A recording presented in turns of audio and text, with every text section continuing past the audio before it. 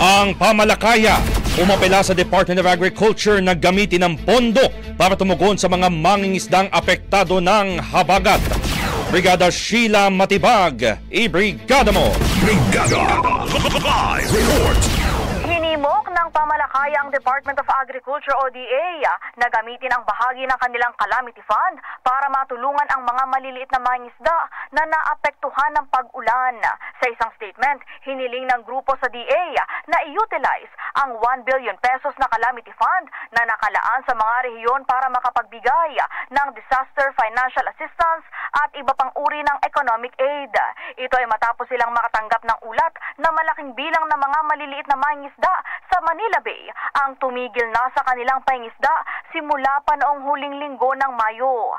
Ayon kay Pamalakaya National Chairperson Fernando Hicap, marami ng mangingisda ang napilitang tumigil sa kanilang kabuhayan dahil sa malakas na alon bunsod ng southwest monsoon.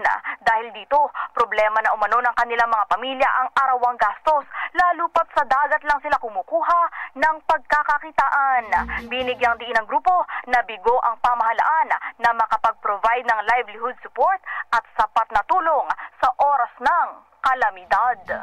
In the heart of changing lives, ako si Brigada Sheila Matibag ng 105.1 Brigada News FM Manila, The Music and News Authority. Brigada Balita Nationwide. Ang bahaging ito ay hatid sa atin ng PowerCell Soya Coffee. Masarap araw-arawin.